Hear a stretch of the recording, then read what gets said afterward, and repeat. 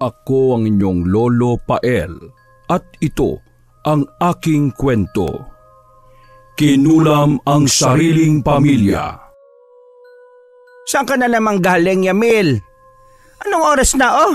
11:00 na ng gabi. Nasa galaan ka pa? Kanina pa kita pinapahanap sa kapatid mo. Hindi ka raw makita. Saan ka ba nagliwaliw? Ganyan ba ang uwi ng matinong lalaki, ha? Di ka tumulad sa Kuya Jermil mo. Kapag aalis ng bahay, nagpapaalam at kapag sinabi namin ganong oras ang uwi, umuwi talaga siya. Ikaw naman bata ka, kabaliktaran ka ng kuya mo. Pagkatigas-tigas ng ulo mo. Saan ka ba galing, ha? Nag-basketball lang naman po kami na eh. Doon lang kami sa kabilang court. Nakita ko naman si kuya kanina doon eh. Nanonood pero wala naman sinabi sa akin. Katatapos lang po ng laban namin. Pustahan na naman. Abay, tigil-tigilan mo na nga yung kakalaro mo kung pustahan lang din. Ano bang napapala mo sa ganyan? Kapag napilay ka, kami pa ng nanay mo ang magpapahilot sa'yo. Nako, iwas-iwasan mo na yung barkadang yan, ha, Yamil? Walang magandang may dudulot yan. Kung ang pinag-iigihan mo ay ang pag-aaral mo, di sana'y tapos ka na.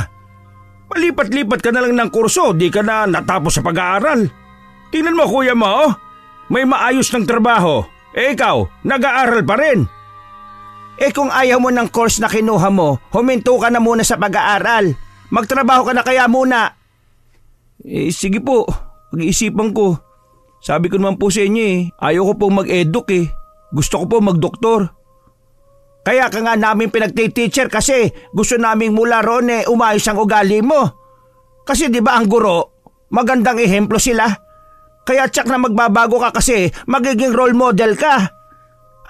Ewan ba at habang tumatagal palala ka na ng palala. Lahat ng pangangailangan mo binibigay namin. Pantay naman ang pagtingin namin sa inyo ng kuya mo. Kahit na hindi ka talaga namin totoong anak ng tatay mo. Bakit parang nagre-rebelde ka pa rin? Kasi naman po, tuwing nag-uusap-usap tayo, palagi na lang ninyong pinamumukha sa akin na ampon ako at si kuya ang totoong anak. Kahit hindi nyo sabihin, ang dating palagi sa akin lumugar ako kung saan ako dapat lumugar sa bahay na to Lahat na lang ng ginagawa ko mali. Lahat ng pagkakamali ko, palaging nasisisi ang pinanggalingan kong pamilya. Kahit hindi ko naman sila kilala.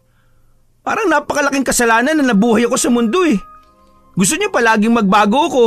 Gusto niyo palagi na sundan ko yung yapak ni kuya. Gusto niyo kasing husay ako at kasing bait ako ni kuya. Nay, tay, iba po ako. Iba po si Kuya Jermil. Oo nga po, malaki ang pinagkaiba namin pero hindi ibig sabihin na masama na akong anak. Palagi niyong pinamumukha sa akin na dahil masama akong anak, parang hindi na ako nababagay sa pamilyang to Hoy! Yamil! Ayus-ayusin mo ngayong pagsasalita mo. Bakit mo kami sinisigawan? Ganyan ba dapat ang ugali na mabuting anak? Napakasawail mo! Tapos gusto mo sabihin namin sa'yo na mabait ka, masunurin? Abay, kung gusto mong marinig ang mga yon mula sa amin ng nanay mo, abay pakita mo!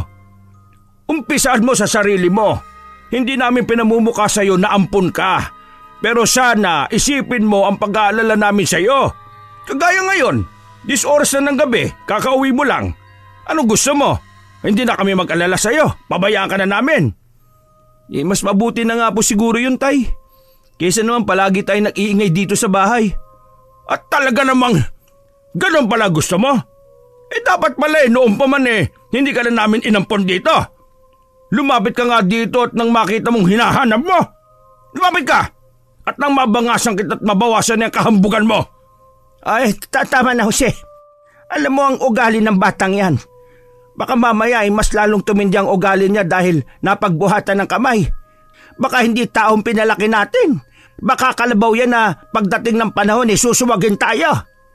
Abay pag nagkaganon dapat nang alisin ang sungay niya ngayon pa lang. Siya palang papatay sa atin? Tamuhong bata yan.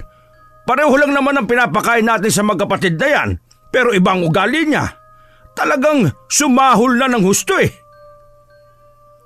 Hindi na pinatulan ni Yamil ang kanyang mga magulang sa mga sinasabi nila. Yamot na yamot siyang dumiretso ng kwarto at pabagsak na isinara ang pinto.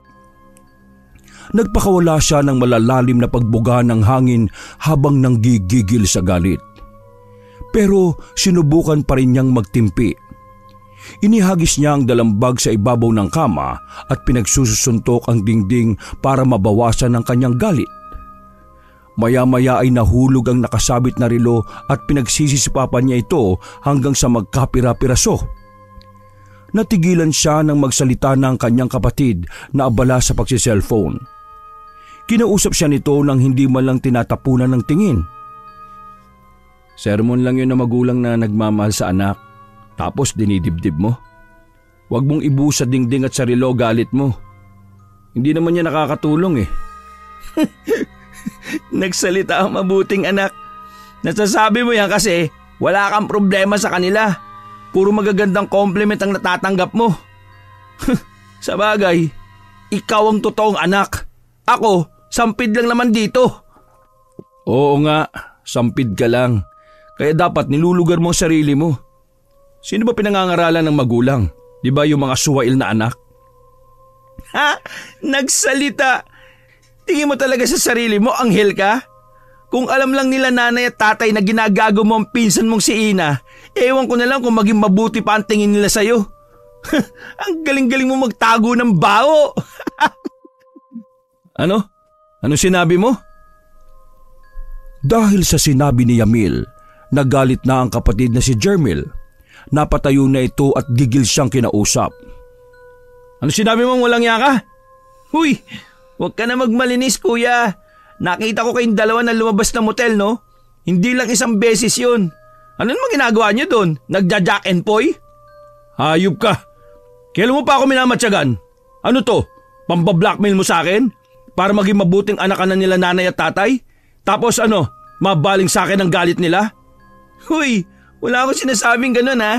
Ang sabi ko lang, nakita ko kayo ng ilang beses na nagmotel. Saka, hindi tayo magkatulad ng ugali kuya. Hindi ako kagaya mo na palasumbong. Wala akong pakialam kung paano mo sinisira buhay mo.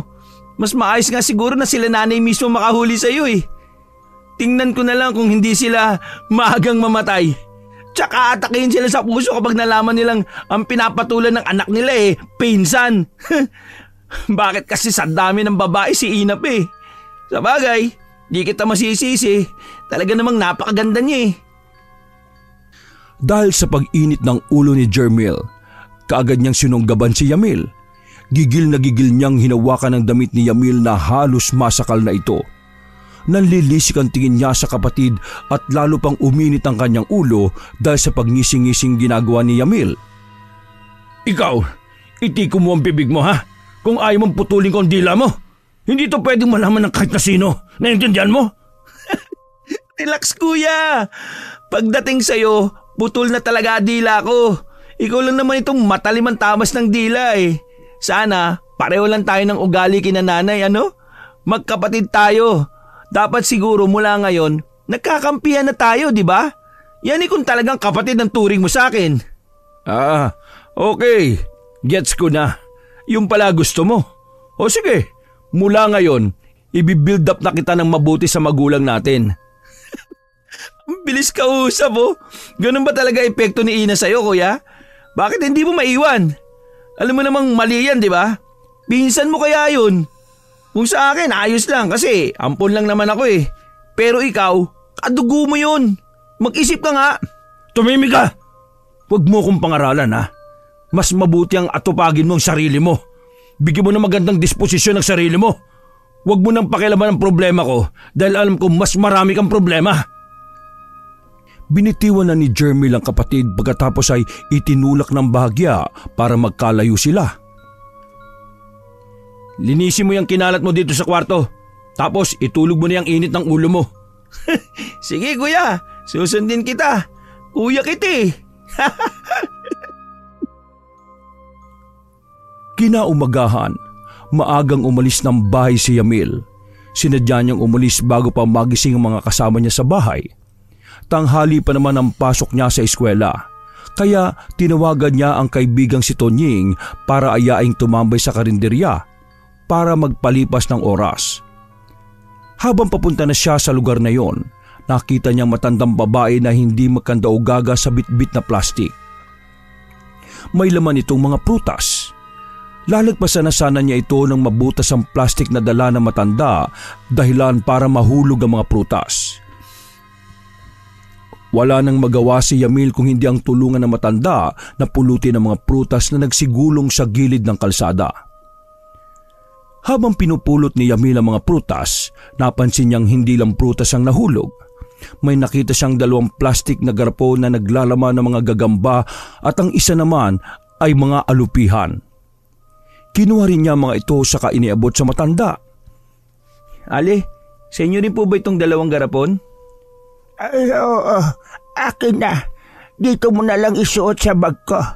Pati pala yan ay nahulog din. Kita mo nga naman wala na yatang talagang pakiramdam ang balikat ko. Hindi ko napansin na nahulog na rin ang sukbit kong bag. Ay, nako, salamat iho sa pagtulong mo sa akin. Ay, ano nga pala ang pangalan mo? Yamil po ako, Lola. Ay, ako naman si Nana Goreng. Saan ba kayo nakatira? Bakit ang dami niyong pinamiling prutas? Tinitinda ko ang mga ito sa labas ng bahay para may pagkakitaan ako kahit papano. Malapit lang naman ang bahay ko. Pwede mo ba akong ihatid? Kung hindi naman nakakaabala sa iyo. Nasira na kasi ang plastik ng prutas ko. Hindi ko na ito mabibit-bit lahat. Mabigat na ang bag ko. Kung ayos lang naman sa iyo. Parang hindi naman ako makakatanggi. Masama naman ako kapag pinabayaan ko kayo, di ba? Akin na po yung bag nyo. Ako na po magdadala. Ay nako, maraming salamat ha. Ayos lang po. Habang naglalakad sila, hindi mapakali si Yamil dahil iniisip niya ang mga insektong laman ng garapon. Nana Goreng, para saan po pala yung laman ng garapon na dala nyo? Kakaibang trip naman po yata ang pets nyo ha? Insekto talaga? Nagsasabong mo ba kayo ng mga gagamba? Talagang nag-aalaga ko ng mga insekto. Ang totoo, sa angkan namin, palaging may isang nag-aalaga ng mga insekto. Kaya yung mga alaga ko, ang ilan sa mga yun alaga pa ng ninuno namin. Nagpapasalin-salin na lang sa mga humahaliling tagapangalaga. Ipinamana bago pa mamatay ang nag-aalaga. Ang weird po Sa dami ng hayop, insekto pa talagang inaalagaan ng angkan nyo. Hindi naman po mambabarang po kayo? Kinilabutan si Yamil ng tawa lang ang isinagot ng matanda sa kanya. Gusto na niyang iwan ito pero nag-aalala naman siya dahil mabigat ang mga dala nito. Ilang minuto silang naglalakad nang marating nila ang bahay ng matanda. Nakabukod dito sa karamihan ng mga bahay. Kalahati ng bahay ay yari sa semento habang ang kalahati naman ay yari sa pinagtagpi-tagping yero at plywood. Kayo lang po nakatira dito sa bahay nyo? Oo, ako lang. Matandang dalaga po kayo? Hindi naman. May mga anak ako. 2 babae, pero may mga asawa na sila. Kaya nandun sila nakatira sa asawa nila. Halika, pumasok ka. Huwag ka mahiya. Bakit po hindi na lang kayo doon tumira sa anak ninyo? Kaysa naman mag-isa kayo dito.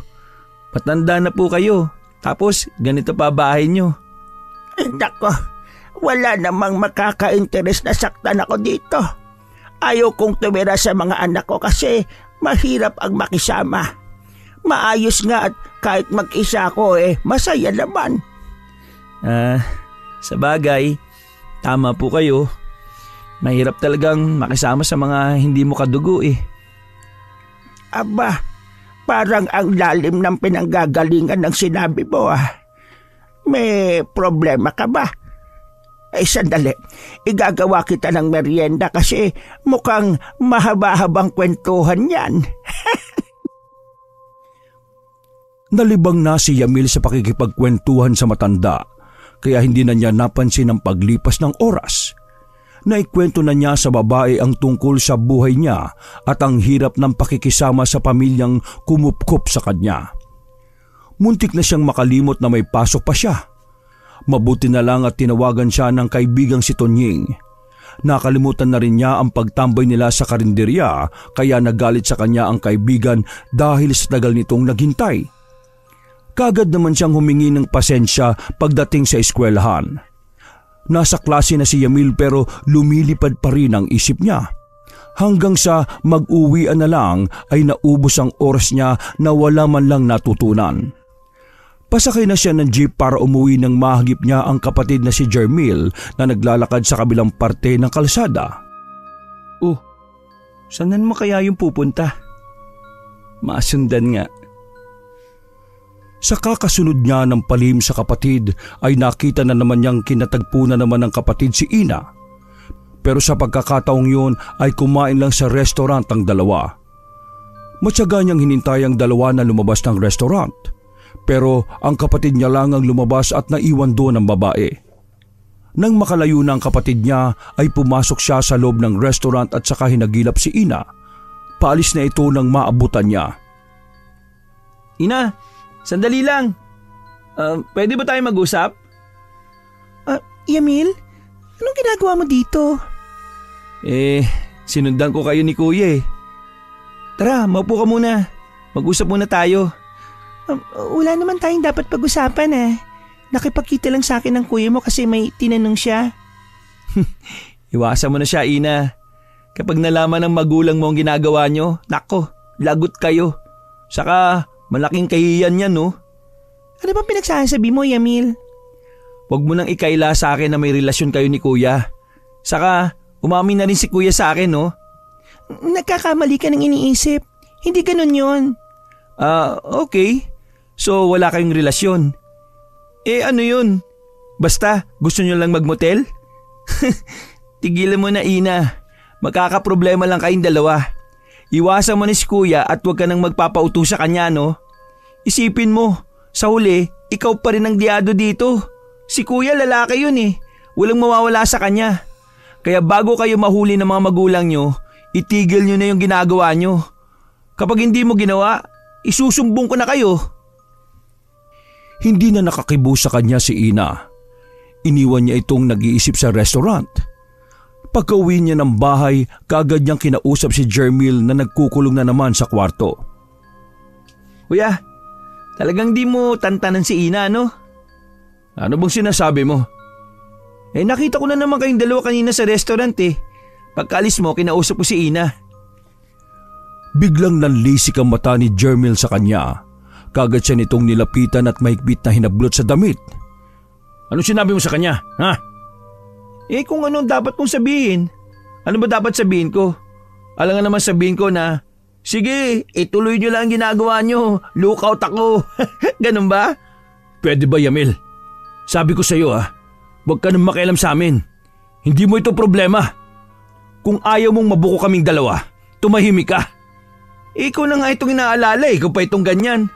Pues, huwag ka na mag-alala. Baka dahil sa iyo ay magkagulo pa eh. Nananahimik kami, okay? Pakilaban mo sarili mo. Magpabango ka kina nanay at tatay. Hindi yung nagkukunwari kang concern sa akin. Tandaan mo hindi tayo magkadugo. Laking pasasalamat ko na hindi tayo magkadugo, no? Ngayon ko lang na-realize na malaking bagay pala yun. O sige, kung ayaw mong magpasabi sa akin, di bahala kayong dalawa. Basta tandaan mo wag na wag mong sasabihin na hindi kita binalaan. Napahinto sila ng pagtatalo nang kumatok na sa pinto ang kanilang ina at tinawag na sila para kumain. Habang kumakain sila, tahimik silang nagpapakiramdaman. Napapailing na lang si Yamil dahil nasisermonan na naman siya ng ina. Yamil, ang aga mong umalis kanina. Saan ka na naman nagpunta? Naggala ka na naman kasama ang barkada mo. Ano bang klaseng aral ang ginagawa mo? Nay, huwag niyo na pong sermonan si Yamil. Tulog pa kayo ni tatay kanina nang umalis siya. Sa akin siya nagpaalam. May tinapos silang report. Nakalimutan ko lang pong sabihin sa inyo. Nagmamadali na kasi akong pumasok kanina eh. Ay, ganun ba? Ganyan dapat. Kapag aalis magpapaalam para hindi kami nag-aalala. Mabutit nakikinig ka na. Aba, dapat talagang makikinig ka sa kuya mo kasi ang kuya mo napakabuting anak. Tingnan mo nga ni minsan hindi pa napasuot sa gulo. Ganyan ang gayahin mo. Kahit naman anong pangaral na gawin mo dyan sa kanya ang dugo pa rin ng tunay niyang magulang ang iiral dyan. Ngayon, okay siya kasi napagsabihan kagabi. Sa susunod na araw, nako, di ka na nasanay sa batang yan Parang walang tenga yan. Kapag pinagsabihin mo, lalabas lang yan sa kabilang tenga niya.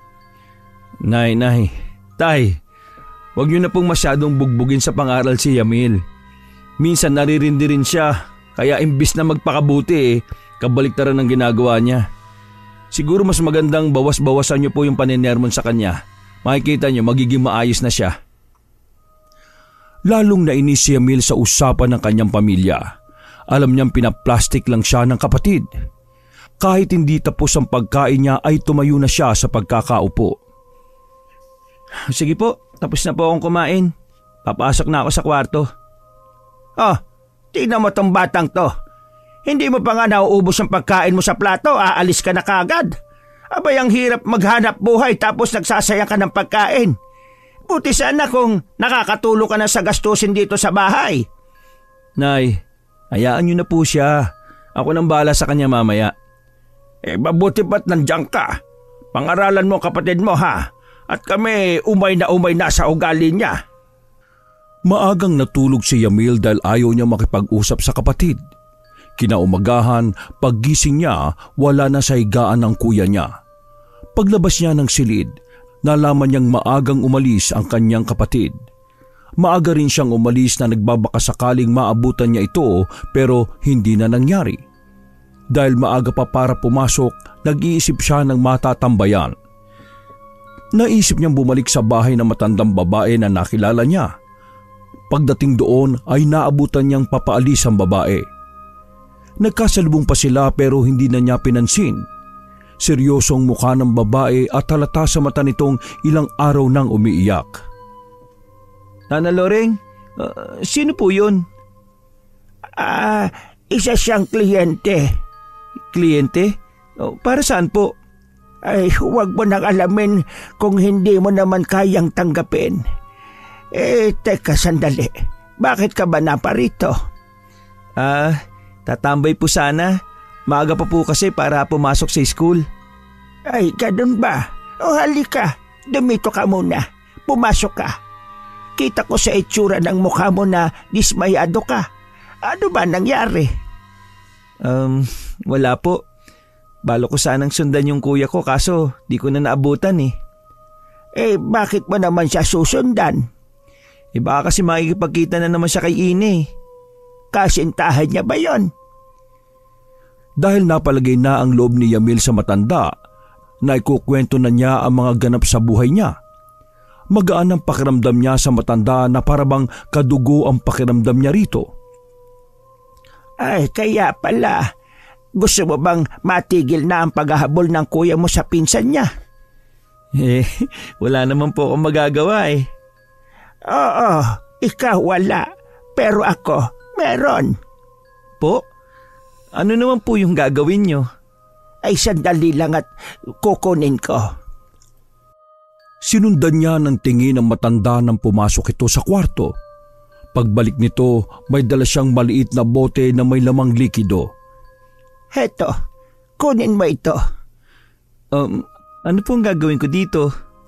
Ihalo mo sa inumin ng kuya mo. Makikita mo, hihiwalayan niya ang babaeng yon. Parang gayuma, pero kabaliktaran? Oo, parang ganun na nga. Hindi naman po kayo ang gumawa nito, di ba? Ano ka ba? Siyempre ako nagtimpla niyan. Sabihin niyo po, Nana Loreng, nag-aalaga kayo ng mga insekto, tapos nagtitimpla ng ganitong likido, tapos kanina may kliyente kayo. Ano po bang sikreto niyo? Mangkukulam po ba kayo o mambabarang? Ikaw talaga, masyado kang mausisa. Yung dalawang nabanggit mo, kaya kong maging ganon. Isa nga akong mangkukulam na mambabarang. Yung kaninang babae, may pinatrabaho siya sa akin. Kasi yung asawa niya may kabit. Gusto niyang mabawi ang asawa niya. Kaya tinulungan ko siya. Hala, dapat ko po ba kayong katakutan? Baka hindi ko alam, binabarang niyo na ako. Ano ka ba? Paano ka naman gagawin sa'yo yon? Una pa lang kitang nakita, nakitaan na kagad kita ng dugo ng mambabarang. Galing ka sa angkan ng mga mambabarang.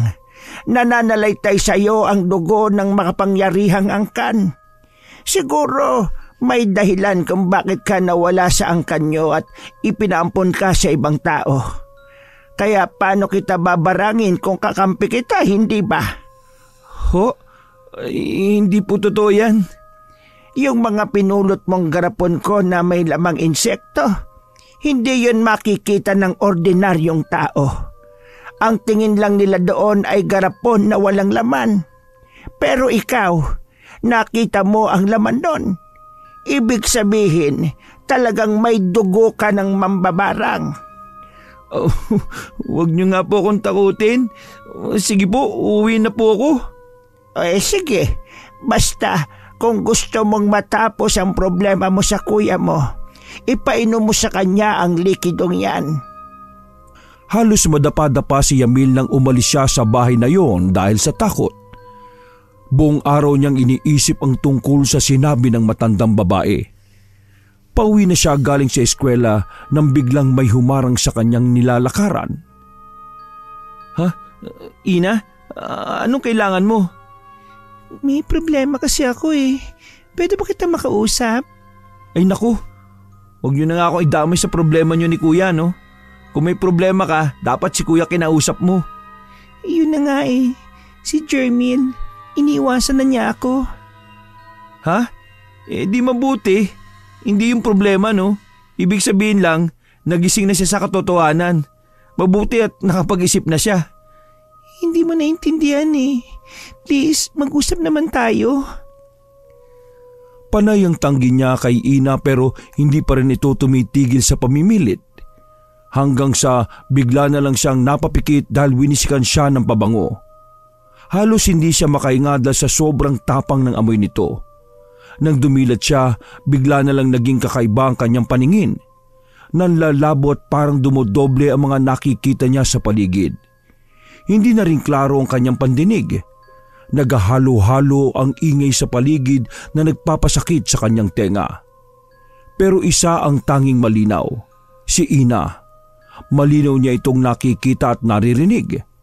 Makilang beses siyang pumikit at huminga ng malalim hanggang sa unti-unti nang naging maayos ang lahat maliban sa tibok ng puso niya. Malakas ang kabog ng kanyang dibdib sa di niya malamang dahilan. Ano na Yamil? Sige na, usap muna tayo. Sumama ka muna sa akin please. Hindi niya maintindihan kung bakit iba ang nararamdaman niya sa babaeng kausap.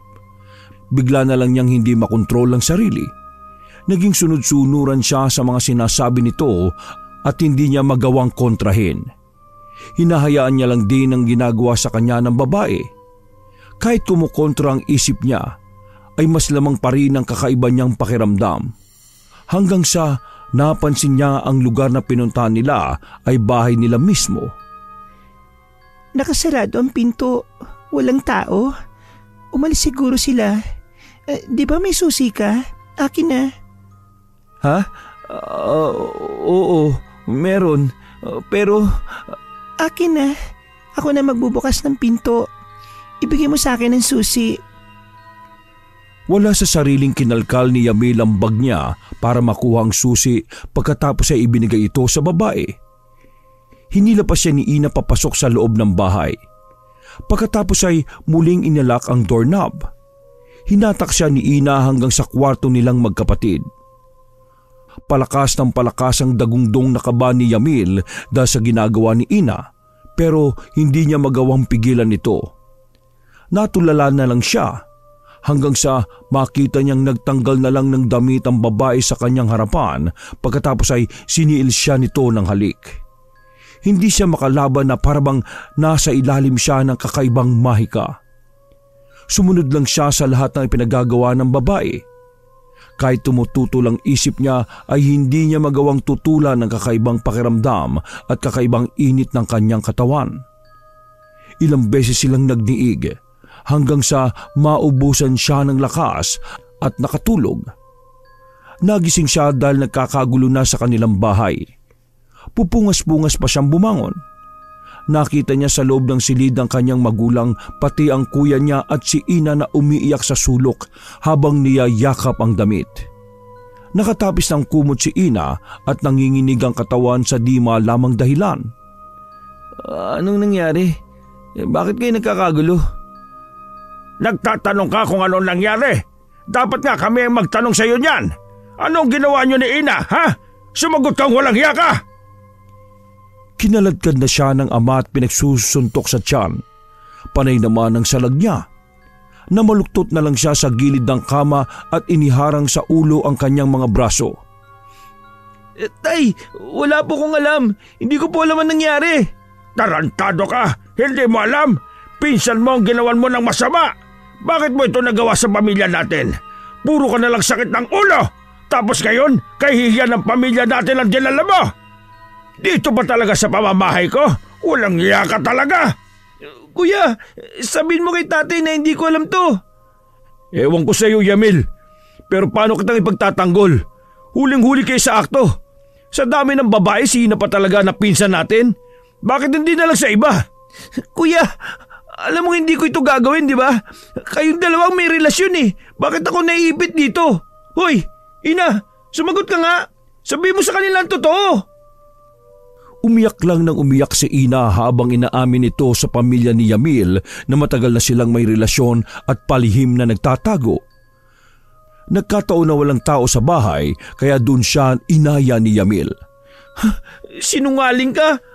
Plinano niyo ba ito, kuya? Oy, Yamil, huwag mo akong madamay-damay sa mga pinaggagawa mo, ha? Ikaw itong huli sa akto na walang saplot at katabi sa higaan si ina. Galit na galit naman ng kanilang ina kay Yamil. Halos himatayin ito sa mga nasaksihan. Nabugbog ng husto si Yamil ng kanyang ama. Nang hindi na niya makayanan, patakbo na lang siyang umalis ng bahay. Umiiyak siya sa galit. Gulong-gulo ang isip niya. Takbo lang siya ng takbo at wala naman siyang mapuntahan hanggang sa dinala na lang siya ng kanyang mga paa sa bahay ni Nana Loreng. Yamil, bakit ganyan ang itsura mo? Puro ka sugat. Dumudugo pa ang mga putok mo sa muka. Saan ka ba napaaway? Halika nga, pumasok ka sa loob ng bahay at nang magamot ko ang mga sugat mo. Pinagkaisa nila ako. Para akong sisihin. Para akong maging masama. Pinagplanuhan nila ito eh. Mga hayop sila. Bakit pa nila ako ginaganito? Ano bang nagawa ko sa kanila? Ano ba ang sinasabi mo? Sino ba yung nanakit sa'yo? At ano ang dahilan? Ikinuwento niya sa matandang babae ang lahat ng nangyari habang umiiyak. Galit na galit siya sa pamilyang yon. Bakit ba ako napunta sa pamilyang yon? Bakit silang sumira sa buhay ko? Alam kong pinagplanuhan ni Kuya at ni Inang lahat ng ito eh. Para ako madin sa kasalanan sila naman ang gumagawa. Mga tarantado sila. Tama ka. Pinagplanuhan ka nga nila. Nararamdaman ko pa ang ginamit nilang mahika sa iyo. Napasailalim ka ng gayuma. Kaya naging sunod-sunuran ka sa kagustuhan ng babaeng yon. Talagang mahusay silang lumusot sa problema nila. Naibintang nila sa iyo. Ibang klase sila. Gusto mo bang gumante? Gagantihan natin silang lahat. Iisa-isahin natin sila. Sabihin mo lang. Nana Loreng. Huwag kang matakot. Gusto mo bang ikaw na lang palagi ang madehado dito? Huwag ka nang babalik doon. Sa malamang, pinaghahanap ka na nila para pagbayarin sa ginawa mo na sila naman talaga ang may kagagawan. Dito ka lang sa bahay ko. Huwag kang lalabas. Hindi ka nila dito mapupuntahan. Walang mag-iisip na dito ka pupunta. Habang nandito ka, isipin mong mabuti. pwedeng-pwede natin silang gantihan. Ibalik natin sa kanila ang kahayupan nila sa iyo. Umiyak lang ng umiyak si Yamil habang niyayakap ang matanda. Gulong-gulo ang isip niya.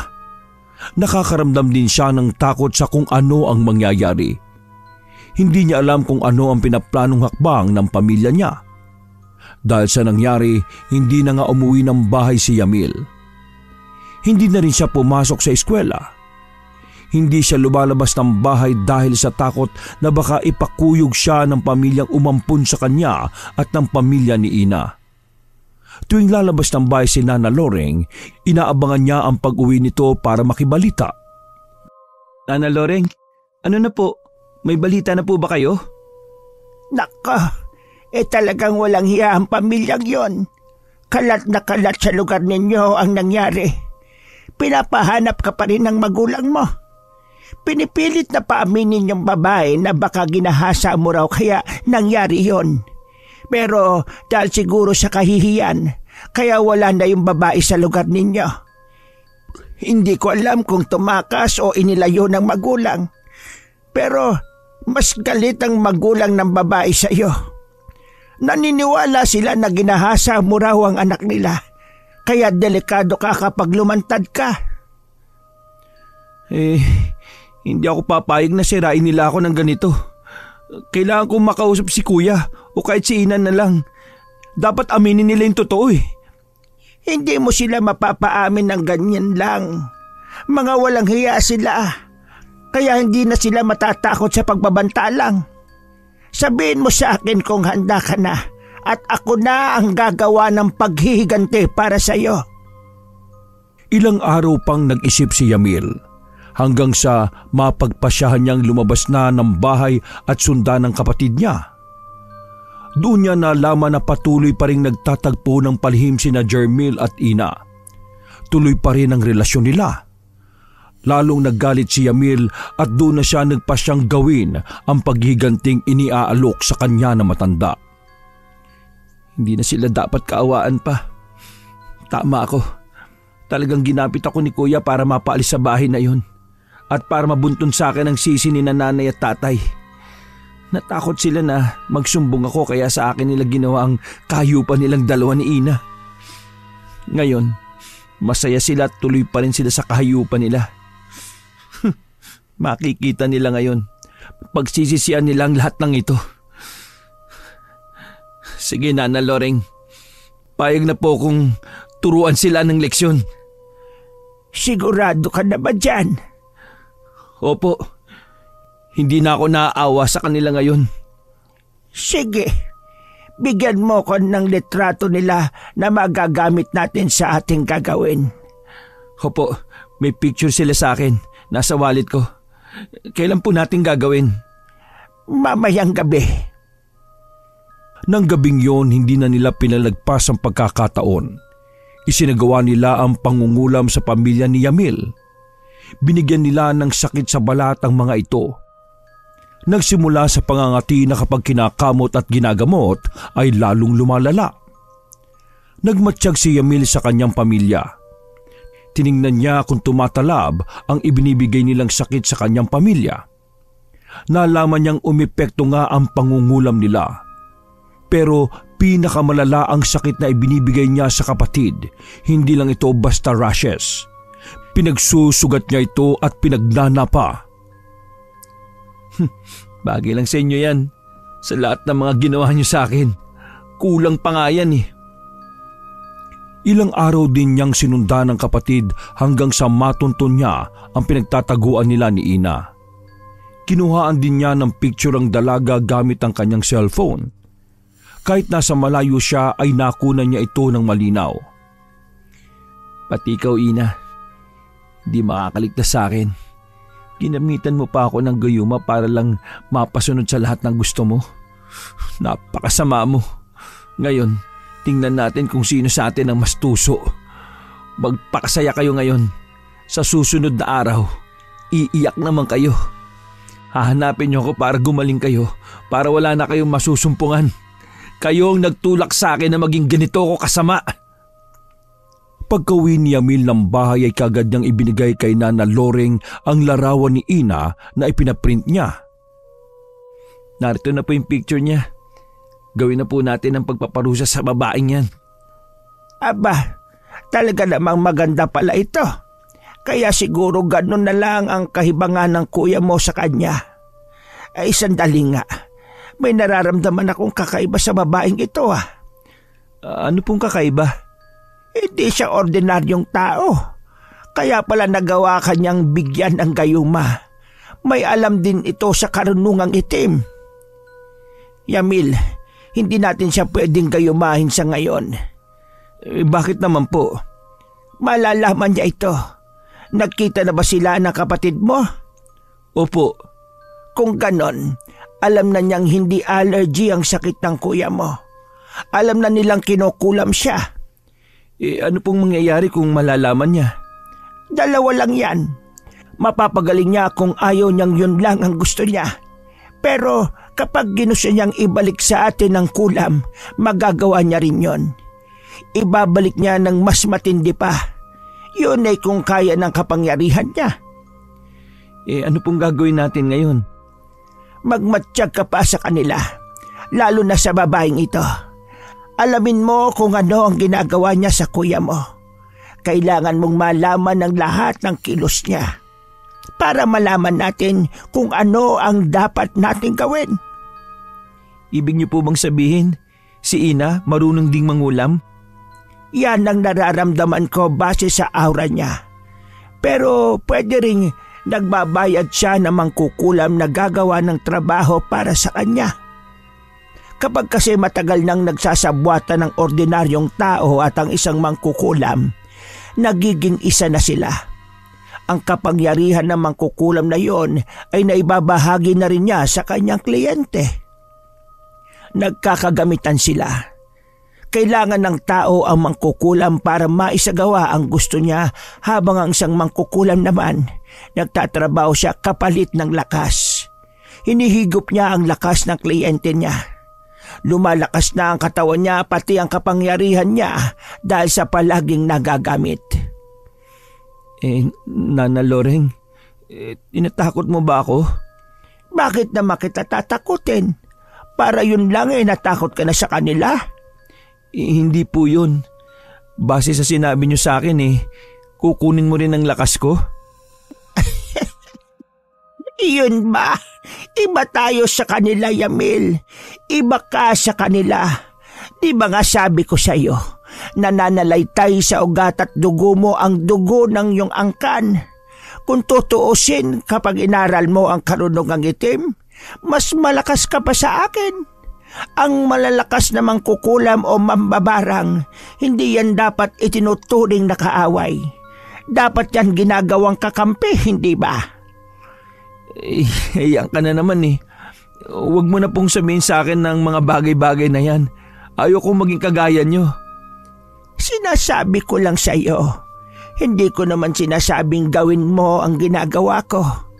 Ikaw pa rin naman ang magpapasya. O bueno, subaybayan mo muna ang kilos ng babaeng ito, saka tayo gumawa ng aksyon. Sige po. Ilang araw at gabi ring sinubaybayan ni Yamil ang kapatid niya at si Ina. Napag-alaman niyang gumaling ang mga kulam na ibinigay niya kay Jermil. Dahil doon ay lalo siyang nagka-interes na manmanan si Ina. Hanggang sa isang araw, nakita niyang umalis ang bahay ang babae. Sinundan niya ito ng palihim hanggang sa makarating sa pupuntahan nito. Mukhang tama nga si Nana Loring May kakuntsabang mangkukulam ang babaeng ito. Makauwi na nga. Ang mahalaga, nalaman ko na ang pinag-aagawa niya. Pagka-uwi niya, kaagad niyang sinabi sa matanda ang kanyang natuklasan. Malalim namang nag-isip si Nana Loring sa kung ano ang dapat niyang gawin. Paano na po, Nana Loring? Dahil kinokontra nila ang ibinibigay nating kulam. Sa malamang ay humingi ng proteksyon ang babaeng yon sa mangkukulam niya. Mahina lang ang ibinigay kong kulam kaya hindi gaanong nakaapekto sa akin. Pero kapag kinulam natin sila uli, may posibilidad na bumalik lang sa atin yon. Mag-iisip ako ng paraan. Ang susunod mong gagawin, puntahan mo ang mga magulang mo. Baka ipabawi niya sa mangkukulam ang ginawa natin sa kanila. Ganon?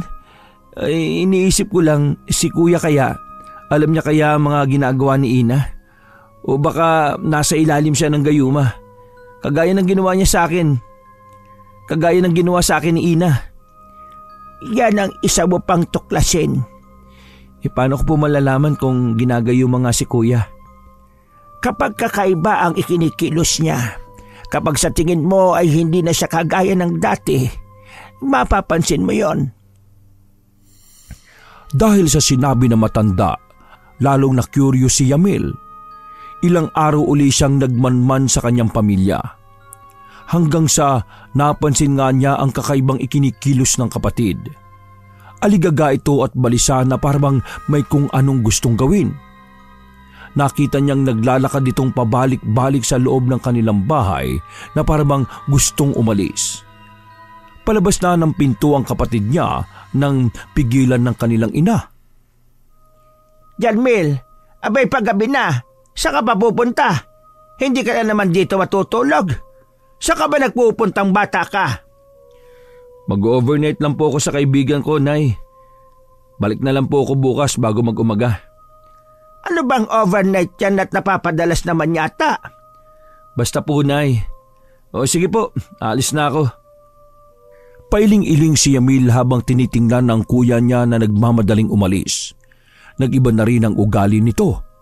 Naging palasagot na sa magulang at mataas na rin ang tono ng boses. Bakit kaya siya ganun? Sana naman kaya siya pupunta ngayon. Saka sila nanay at tatay mukhang hindi gumaling sa binigay naming sakit na rashes at mas lumala pa yata.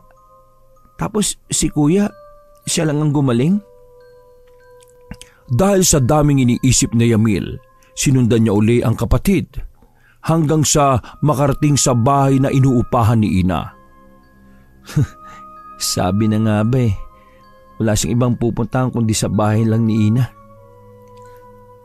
Nakatago lang siya sa isang punong nasa madilim na parte kaya hindi siya napapansin ng dalawa. Pinagmasdan niya ang ginagawa ng mga ito. Kakapasok pa lang ni Jermil ay sinalubong na kagad siya ni Ina ng halik. Naging mapusok ito dahilan para maitulak ni Jermil. Ina, pwede, tama na. Wala itong patutunguhan Tigilan na natin to. At huwag mo na akong i-blackmail. Alisin mo na ang kulam mo kina nanay at tatay. Ayoko. Sabi ko sa iyo, Jermil, gagawin ko lahat para makuha ka. Kayang-kaya ko silang paikutin. Kaya huwag ka mag-alala. Magsasama na tayong dalawa. Ano ka ba? Tama na. Ayoko na. Ito nang huling pagpunta ko rito. Sige. Bukas mamamatay na rin ang mga magulang mo. Kitang-kita ni Yamil ang malakas na sampal ng kanyang kuya kay Ina. Pero hindi naman nagpatalo si Ina. Agad itong nag-spray ng likido at maya-maya ay nahilo na ang kapatid. Yun, ganun na ganun nga nangyari sa akin dati. Sabi ko na nga ba may kakaiba sa pabango ni Ina. Ginagayuman niya nga si kuya, kaya napapasunod niya sa lahat ng gusto niya. Pero bakit siya umabot dito? Ginagamit niya rin ang sakit ni nanay at tatay para i-blackmail si kuya. Ibang klase ang dedikasyon niya. Ganun siya kahibang kay kuya. Yari siya sa akin ngayon. Iniwan na ni Yamil ang dalawa. Alam niyang nasa ilalim na ng gayuma ni Ina ang kanyang kapatid kaya wala na siyang magagawa roon. Pagka-uwi niya ng bahay ay agad niyang ikinuwento kay Nana Loreng ang mga natuklasan. Ngayon, alam na natin. Ang babaeng yon ang punot dulo ng lahat. Ano na ang balak mo? Barang, baka kapag binarang natin siya, titino siya, di ba? Balak mo siyang patayin o balak mong mamatay? Hindi naman tayo papatay, di ba? Tuturuan lang natin ng leksyon. Iba ang barang, anak. Kung hindi siya mamamatay, tayo ang mamamatay. Kapag nagawa niyang ibalik sa atin ang gagawin natin sa kanya, tayo ang magdurusa. Ibig niyo pong sabihin, hindi niyo kayang talunin ng ginagawa ni Ina o namang kukulam na binayaran niya? Sabi niyo, kapag malakas ang kapangyarihan, walang makakatalo. Oo, wala nga. Pero hindi ganoon kalakas ang kapangyarihan ko. Kasi hindi ko naman ito ginagawa ng madalas. Pero may kilala kong kayang gawin yun at malakas talaga ang kapangyarihan niya. Kaso lang, hindi niya pa alam paano gawin. Pwede po ba natin siyang kausapin? Papayag kaya siya? Magkano kayang bayad sa kanya? Nako, kilalang kilala mo naman siya eh. Po? Sino po ba yan? Ikaw lang naman ang kilala ko mangkukulam eh. Ikaw, Yamil. Di ba sabi ko sa'yo, galing ka sa angkan ng malalakas na mangkukulam at mambabarang? Kung ikaw ang gagawa, kaya mo silang barangin at hindi ka nila matatalo. Kailangan mo lang pag-aralan yon. Pero alam kong madali mo lang yang magagawa. Kasi kapag may dugo ka ng mambabarang, para ka lang pipikit para alalahanin ang mga alam mo. Kung ayaw mo namang gawin, hayaan mo na lang sila. Di ba galit ka naman sa kanilang lahat? Bakit ka pa mag-aaksaya ng panahon sa kanila? Nabigyan mo na ng sakit ang mga magulang mong walang kwenta. Ang kapatid mo, ginagayuman ng pinsan nyo. Hindi ba ayos yon? Sabay-sabay silang maghihirap. Hindi magtatagal, matutuklasan din ng pamilya nyo ang ginagawa ng dalawa. Malalaman nila kung sino talaga ang may mali. Ano? Nag-iisip ka pa rin ba na barangin ng babaeng yon? Natahimik si Yamil sa mga sinabi ng matanda. Nag-iisip pa rin siya. Gusto ko siyang gantihan sa ginawa niya sa akin eh. Nilagay niya ako sa ganitong buhay. Tapos siya, nakukuha niya lang ang gusto niya. Parang hindi naman tama yun. Turuan niyo po ako kung paano isagawa ang pambabarang na yan. Ako gagawa. Ay, pag-isipan mo pa ng ilang araw. Baka ngayon ka lang ganyan kasi galit ka. Kapag nasimulan mo na ito, hindi ka na pwedeng umatras. Tuloy-tuloy na ito, anak. Sa ngayon, matulog ka muna. Baka bukas, iba na ang takbo ng isip mo. Buong gabing hindi makatulog si Yamil dahil sa kakaisip. Maaga siyang umalis. Pinuntahan uli ang apartment na tinutuluyan ni Ina. Hinihintay niyang makaalis ang kapatid pagkatapos ay kumatok na siya sa pinto. Gulat na gulat si Ina nang makita siya. Ha? Yamil, anong ginagawa mo dito? May kailangan ka ba? Ibang klase ka rin, Ina. Bilib na bilib ako sa ginagawa mo. Ano bang sinasabi mo? Nagtatago na ako. Umalis ka na dito. Gusto ko ng katahimikan. Yung mga nangyari, kagagawan mo lahat yun. Nandito rin ako kagabi. Dinig na dinig ko ang usapan nyo ni Kuya. Paano mo nagagawa to? Mula nung umpisa, ginagayuma mo si Kuya? Kagaya ng ginawa mo sa akin? Mahal ko si Jermil. Nakataon lang na nasa isang angkan kami. Buisit. Bakit kasi nauso pa yung pagtingin sa dugo eh? Yung ginawa mo sa akin, ganun na lang yon? Kailangan ko yung gawin kasi ibubuko mo kami. Wala namang kwenta ang buhay mo kaya ikaw na lang ang magdusa. Abay, sira ulo ka palang talaga eh, no? Hindi na nakapagtimpi si Yamil. Nasampal niya ng paulit-ulit si Ina. Nang mapagod siya ay sinakal naman niya ito. Pare-pareho lang kayong lahat eh. Tama nga na magsama-sama kayo. Sige, ituloy mo na lang ang ginagawa mo sa kanila. Isipin mo na lang nakabayaran mo yan sa akin. Pero tandaan mo, hindi ko palalampasin ito. Marahas niyang itinulak si Ina dahilan para mapasalampak siya sa sahig. Pagkatapos ay iniwan niya rin ito. Bago siya lumabas ng bahay, narinig pa niya ang sinabi ni Ina. Sinabi nitong wala siyang ginagawang masama sa pamilya nila. Pero tinawanan niya lang ito. Walang nagtatanong at walang naniniwala sa'yo. Ikaw ang nagsabi kay Kuya na kaya mong patayin ng mga magulang namin, di ba? Kapag namatay sila, ikaw lang ang gumawa nun. Dahil sa desidido na si Yamil, nagpaturo nga siya kay Nana Loreng kung paano mangulam at mambarang. Ilang linggo niya itong sinanay at mabilis niyang nakuha na parabang matagal na niya itong ginagawa. Dahil sa kagustuhan niyang subukan ng kanyang kakayahan, nang umalis si Nana Loreng, gumawa siya ng ritual. Ginamit niya ang nakuha niyang buhok kay Ina. Ipinulupot niya ito sa katawan ng manika saka inilagay sa isang kahon. Niritwalan niya yon pagkatapos ay unti-unting binaunan ng mga bubog ang katawan ng manika. Mula sa loob, madudurog ka, Ina. Ang sakit ay mararamdaman mo kapag malala ka na. Sa oras na wala ka ng kakayahang iganti pa ang sarili mo. Sa bawat pagganti mo, lalong lalala ang kalagayan mo. Babalik sa iyo ang sarili mong orasyon. At yun ang papatay sa iyo. Nararapat lang yan sa kagaya mo. Pagkatapos niyang ritwalan si Ina, muli niyang isinunod ang kanyang mga magulang. Bagya pa niyang pinalala ang sakit sa balat ng mga ito. Pati ang kapatid niya ay hindi rin nakaligtas sa kanyang galit. Binigyan niya ito ng mga bangungot at ang laman ng mga yon ay si Ina na walang ibang ginawa kundi ang i-blackmail siya. Pagkatapos niyang gawin ang mga yon, pinalipas niya ang ilang araw. Sa bawat gabing pagtulog niya ay dinadalaw siya ng masasamang panaginip. Mga boses na umaalingaw-ngaw sa dilim. Tumatawa, nananaghoy. Gumigising siyang pawis na pawis at hinahabol ang hininga. Kagad siyang napatayo mula sa pagkakahiga. Pumunta siya sa kusina para uminom ng tubig. Alanganin ang gising mo ah. May bumabagabag ba sa iyo? Uminom muna siya ng tubig bago sagutin ang tanong na matanda. Binabangungot po ako. Ilang gabi na mula nung ginawa ko yon. Normal yon. Kailangan mong malampasan. Hindi naman talaga yon mga bangungot. Mga ninuno mo sila.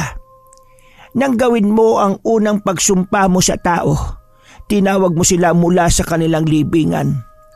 At ngayon, nandyan na sila. Palagi mong makakasama. Tutulungan ka nila sa lahat ng bagay. Sila ang magiging gabay mo sa lahat. Masasanay ka rin palagi nang naririnig ang mga boses nila. Sa susunod, hindi lang sa panaginip. Kahit gising kay maririnig mo sila. Makikita mo mga itim nilang anino na aali-aligid sa iyo. Dahil palagi mo na silang makakasama. Hindi na sumagot si Yamil. Bumalik siya sa kanyang higaan at pinilit ulit na matulog. Ilang araw pa ang lumipas at ang sinasabi sa kanya ni Nana Loreng ay nagkatotoo na. Para na siyang nababaliw. Nasa loob na lang siya ng silid. Nakasuksok sa sulok. Nakatakip ang dalawang kamay sa magkabilang tenga habang sinisigawan ang matitinis na boses na kanyang naririnig.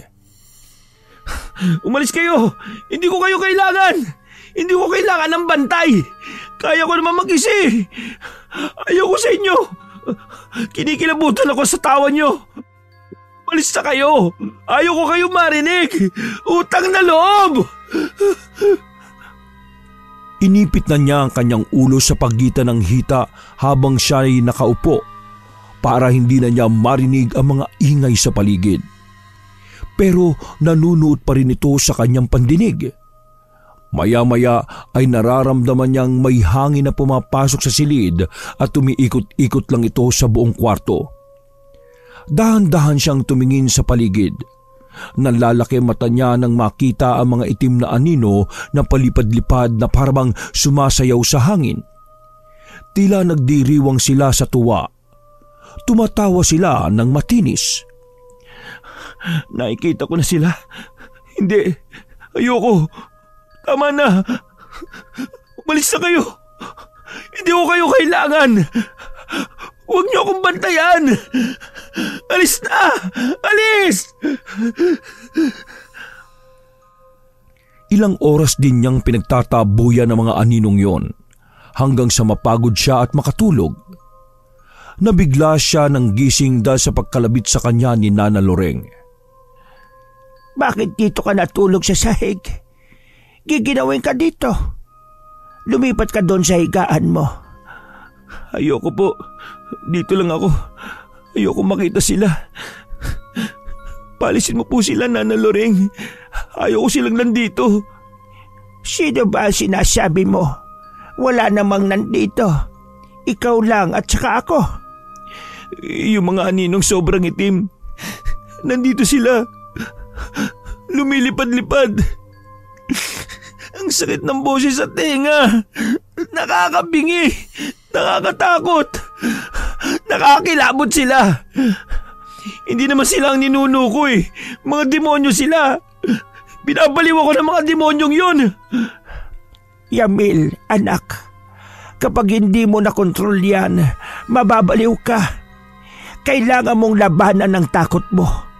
Kung gusto mo silang itaboy, kailangan mo silang matalo. Matalo? Oo, talunin mo sila. Pero paano? Huwag mong ipakita na duwag ka. Huwag kang magpakita ng takot. Ipakita mong matapang ka. Kailangan mong malagpasan ang pagsubok nila sa iyo. Napalingon si Yamil sa higaan dahil nakaramdam siya ng presensya roon. Nakita niya mga aninong nakaupo sa higaan niya. Pakiramdam niya ay nakatingin ang mga ito sa kanya at may malalapad ng ngiti. Dahil sa takot, nagsisisigaw siya at napasuksok kay Nana Loreng. Niyakap naman siya na matanda at inalo hanggang sa makaramdam siya ng kapanatagan. Ilang araw pa ang lumipas. Nalagpasan na ni Yamil ang kanyang takot. Nasanay na siyang kasama ang mga aninong yon kahit saan siya magpunta. Paminsan-minsan ay nabibigla pa rin siya kapag nagiging aligaga ang mga anino.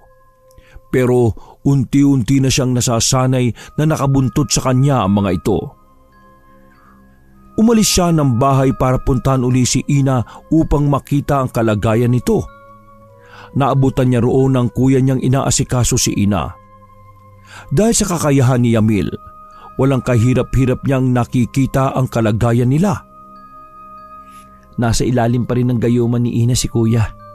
Pero si Ina, mukhang tumatalab na ibinigay ko sa kanya. Dapat lang yun sa kanya. Bigla siyang nagtago sa puno nang makita niyang tumingin sa bintana si Ina. Naramdaman niyang napansin siya ni Ina. Dali-dali siyang umalis bago pa siya nito makilala. Bagot na bagot si Yamil sa buhay niya. Wala na siyang ginawa kundi ang manmana ng mga taong nagpahirap sa kanya. Dahil sa pagkabagot, naisipan na rin niyang magtrabaho sa ibang bayan. Buwanan na lang kung umuwi siya sa bahay ni Nana Loreng. Dahil naging malapit sa kanya ang matanda, hinayaan niyang palagi siya nitong puntahan sa apartment ng kanyang inuupahan. Halos araw-araw ay nagpupunta roon ng matanda. Nana Loreng, masyado pong malayo ito ah. Hindi na ninyo kailangan pumunta dito palagi. Umuwi naman po ako doon tuwing katapusan eh. Nako, hayaan mo na ako sa ginagawa ko.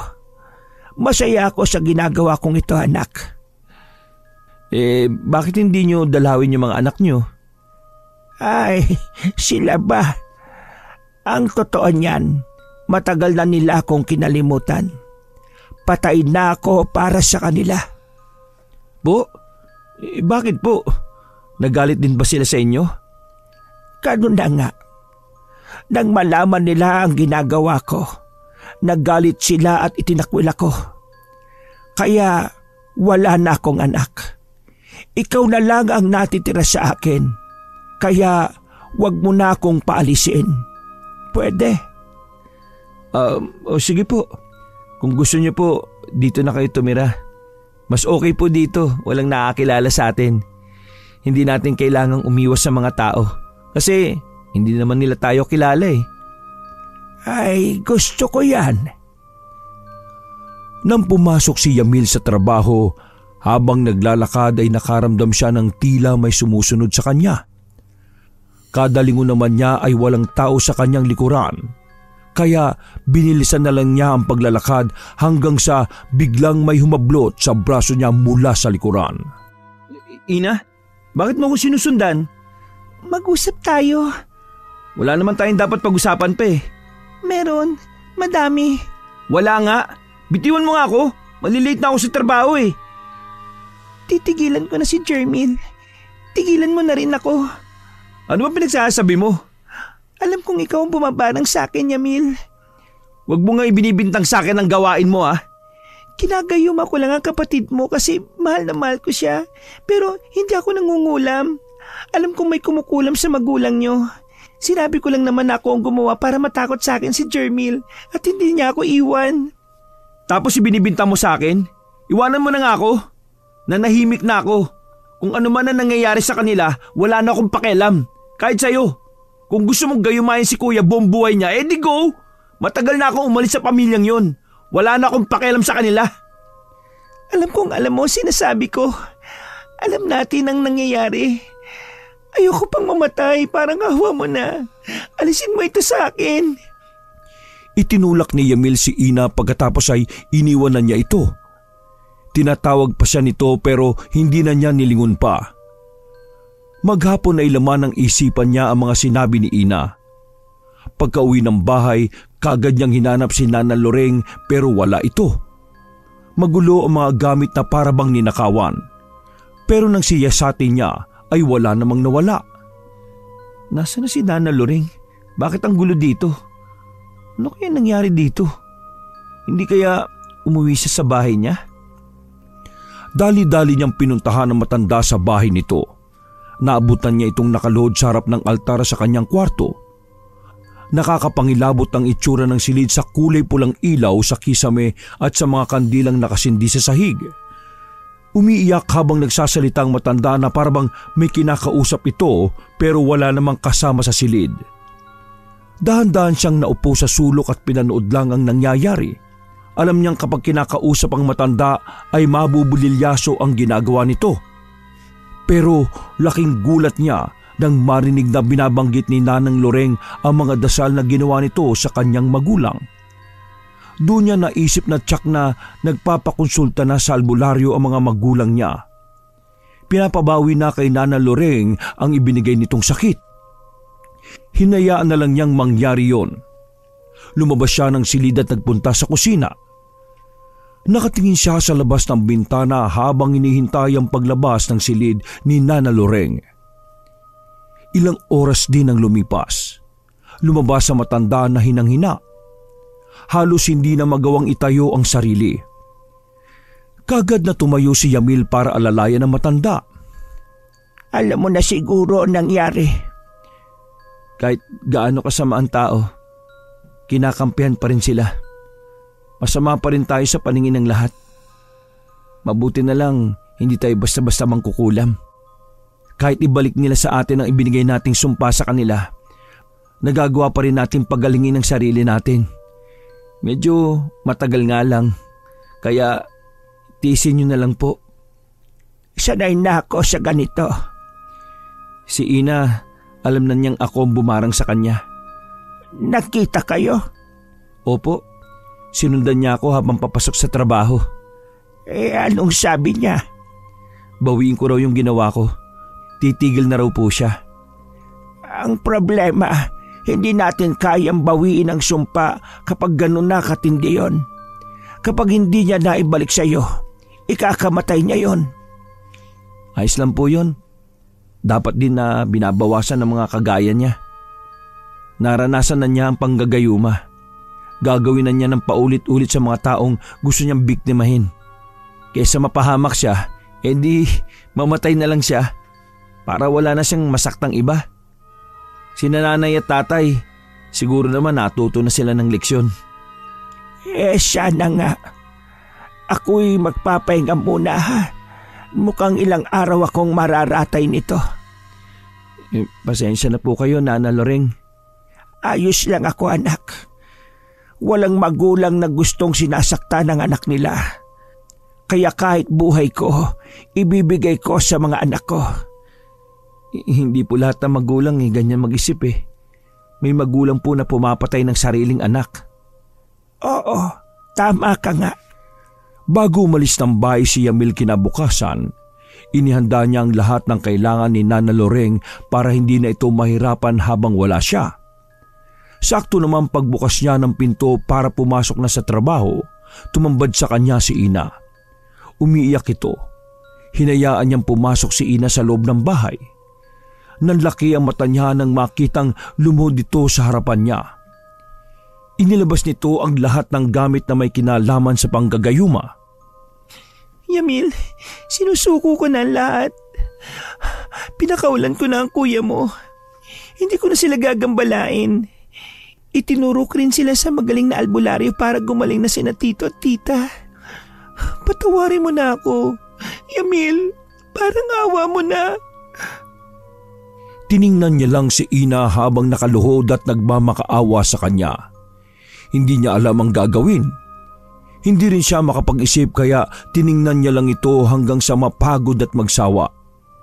Umuwi si Ina na umaasang babawiin niya ang sakit na ibinigay niya rito. Malalim na buntong hininga ang pinakawalan ni Yamil nang makaalis si Ina. Hindi na siya nakapasok sa trabaho. Nag-isip lang siya ng nag-isip. Hapon na nang pumasok siya sa silid ni Nana Loreng. Nana Loreng, ano po ang gagawin ko? Bakit? Nagbago na ba ang isip mo? Hindi ko po alam eh. Pero naawa na po ako sa kanya. Mabuti kang bata. Mabuti ang puso mo. Mapapagaling mo si Ina. May paraan pa. Talaga po? Ano po? Ilipat mo sa akin ang ginawa mo sa kanya. Ho? Ayoko. Hindi pwede. Marami na po kayong naging sakripisyo. Baka ikamatay niyo pa yun. Matanda na ako, anak. Hindi nga rin ako dinadalaw ng mga anak ko.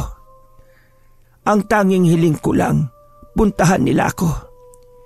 Kapag siguro namatay ako, uuwi na sila. Magiging masaya na ako nun. Tama ka. Marami na rin akong hirap na pinagdaanan. Gusto ko na rin magpahinga. Hindi ko po kaya. Kayo lang po ang naging mabuti sa akin eh. Tapos gagawin ko pa kayo ng masama. Ang totoo, anak, kapag ibinalik nila sa atin ang binigay nating sumpa, mas doble na yon. Kaya nga bibihira ang gumagawa ng malalakas na sumpa kahit pwedeng ikamatay ng kagaya natin. Kung hindi mo babawihin ang sumpa sa kanya, ibabalik niya yun sa'yo. Hindi siya papayag na mamatay. At ayokong mapahama ka. Hindi mo pa kayang labanan ng lahat. Hindi ka pa ganoon kalakas. Pero wag mo nang pangarapin na lumakas ka pa. Hindi rin naman masaya ang maging kagaya natin. Piliin mo lang kung saan ka sasaya. Piliin mo kung alin ang ikaluluwag ng dibdib mo. Pagalingin mo siya kung yan ang gusto mo. Nakahanda kong akuin ang lahat. Masaya ako doon. Hindi ako magdadalawang isip. Napayak na si Yamil pero pinilit niyang itago sa matanda. Hindi na niya ito sinagot. Kinumutan niya ito saka siya lumabas ng silid. Hating gabi na, tahimik ang gabi. Pero ang magulo at maingay ay ang isipan ni Yamil. Nag-iisip pa rin siya kung ano ang pasyang gagawin. Maya-maya ay pumasok siya sa silid at nagsimula na sa gagawin. Gumuhit siya ng bilog sa sahig at sa labas ng bilog ay nagtulos siya ng mga itim na kandilang may sindi. Hawak niya ang itim na libreta. Inilagay niya rin ang kahon na may lamang manika ni Ina sa gitna ng bilog pagkatapos lumuhod sa harap nun. Nagsimula siyang umusal ng dasal sa salitang Latin. Paulit-ulit hanggang sa maglitawan ng mga anino. Lumilipad silang paikot-ikot sa silid. Tahimik ang mga ito na tila ba naghihintay sa susunod niyang gagawin. Kinuha ni Yamil ang manika at dinasalan yon. Binanggit niya ng pabaliktadang dasal na inialay niya dati. Pagkatapos ay tinanggal niya ang buhok na nakapulupot sa katawan ng manika. Idinarang niya yon sa apoy ng kandila hanggang sa tuluyan ng matupok. Saka siya gumupit ng buhok mula sa kanyang ulo at tinali yon sa manika. Muli siyang nag-usal ng dasal. Inilipat niya sa kanyang sarili ang sumpang ibinigay niya kay Ina. Habang nagsasagawa ng ritual, nagsimula ng mag-ingay ang mga bantay niyang anino. Napuno ng mga nakaririnding tili at panaghoyang silid. Aligaga ang mga aninong yon. Tila wala sa sarili. Ayaw nila ang ginagawa ni Yamil. Nagagalit sila, pero wala silang magawa. Gusto nilang pigilan si Yamil sa kanyang ginagawa. Binabangga nila ang katawan ni Yamil para mawala ito sa konsentrasyon. Pero hindi sila nagwagi. Nailipat ni Yamil sa kanyang sarili ang sumpang ibinigay niya kay Ina. 3:00 ng madaling araw, nagsimulang mamilipit si Yamil. Gumagapang na ang sakit sa kanyang katawan. Pakiramdam niya ay may mga gumagalaw sa loob niya at gusto nitong maglabasan. Impit ang mga pagsigaw niya para hindi marinig ni Nana Loreng. Pinapawisan na siya ng malapot. Kinakagat na lang niya ang sariling braso at kamay para hindi makasigaw ng malakas. Umuusal siya ng dasal. Nariritulan niya ang sarili. Nagbabakas sakaling mapapagaling niya ang sarili ng mas maaga. Inabot na siya ng pagsikat ng araw at hinang-hina pa rin siya. Nakatulog na siya dahil sa pagod habang nakikipaglaban sa sakit na yon. Nagising siya nang maramdamang may dumamping basang bimpo sa kanyang noo. Napangiti siya pagkatapos ay napadilat ng bahagya. Siraulo kang bata ka. Bakit mo nagawang saktan ang sarili mo ng ganon? Akala ko talaga ay mamamatay ka na. Mahigit 2 linggo kang nakaratay. Puro ungol lang ang naririnig ko sa iyo. Mabuti at gumising ka na. Nabawasan ang pag-alala ko.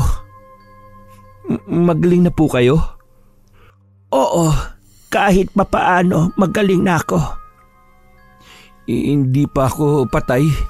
Hindi ba ako namatay? Kung namatay ka, edi patay na rin ako. Kasi magkausap tayo ngayon. Kung patay na tayo, dapat wala tayo dito. Baka nasa impyerno na tayo. Napagaling ko po bang sarili ko? Hindi. Kung ganon, hindi pa ako magaling.